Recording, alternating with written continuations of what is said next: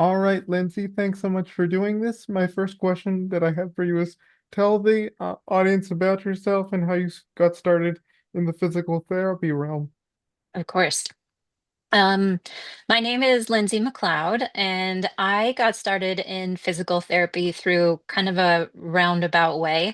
My first profession was actually teaching. I taught outdoor education and wilderness travel. And I really loved teaching people about the environment around them. And one of the philosophies I had was to ask open-ended questions to encourage people to make their own decisions about what they saw around them. So I wanted to show them what was beautiful about the environment, but ask them about pros and cons and not try to give them my ideas, but really try to think for themselves.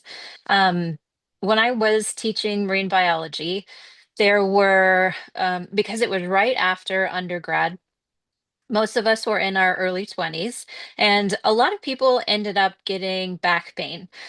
We would take the kids snorkeling and hiking and kayaking, and it was very active.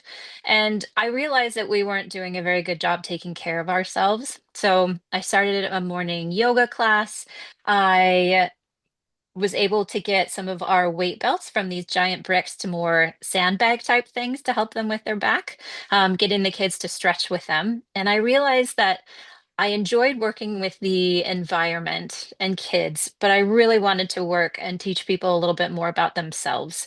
So after I left the island, that's when I started thinking about physical therapy.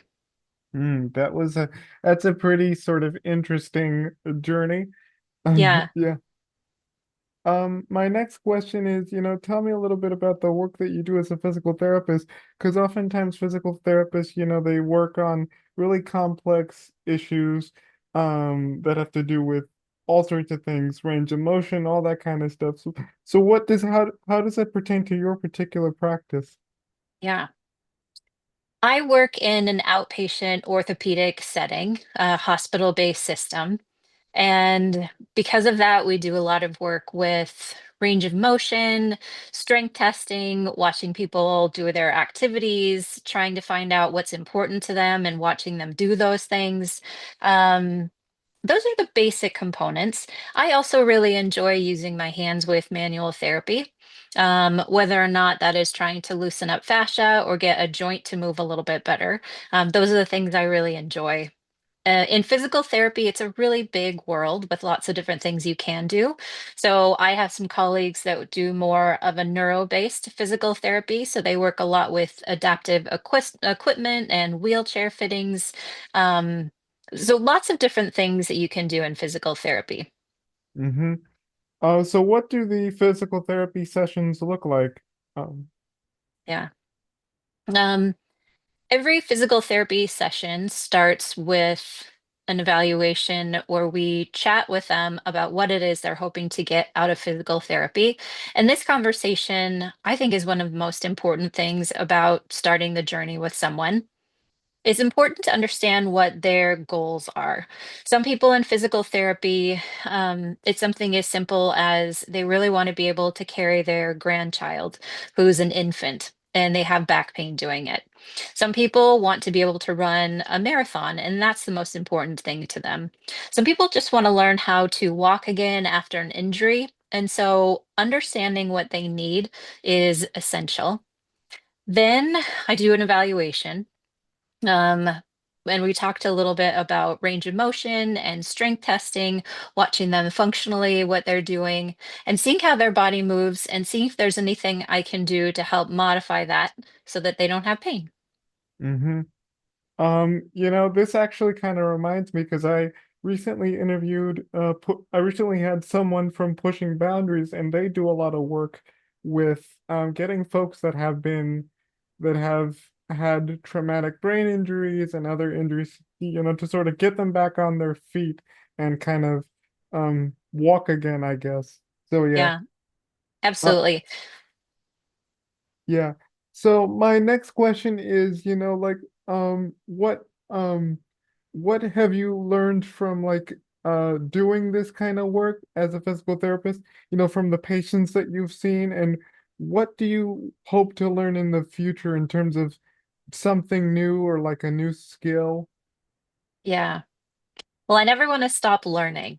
Um, Recently, I've taken a lot of classes on manual therapy and dry needling, working on the ribs and working on some complex stuff in the low back. Um, that has really helped me reach a different patient population that have had chronic pain, or areas that other physical therapists may not have had as much experience in. I learn so much from working with my patients. Resilience is something that they teach me along the way. Understanding what it is, and I mentioned that's important to them, and recognizing that what's important to me may not be important to them. And seeing the world in that view, it's something that I learn from my patients. I I also see a lot of really beautiful things that happen in physical therapy when patients learn how to take care of themselves and become independent. So when they reach that stage, it feels really good. Mm-hmm. And I forgot to plug this question in too, but like I know that you mentioned at the top that you work in a hospital-based setting in physical therapy. Yeah, Like how's that different from like a private practice-based physical therapy setting? yeah. The hospital that I work at is one of the only level one trauma centers in the Northwest. So we serve several different states. As a trauma center, that means that we need to have a doctor available for all of the different professions that a patient might need in case of whatever emergency. And so specifically where I work, we see a lot of patients with polytrauma, which is not something that you would see in an everyday clinic. We also are a safety net hospital for our area.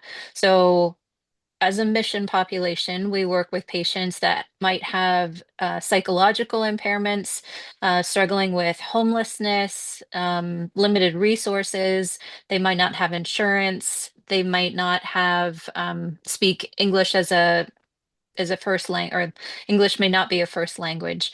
So we see a variety of patients with some extra background that might make things a little more challenging trying to reach them.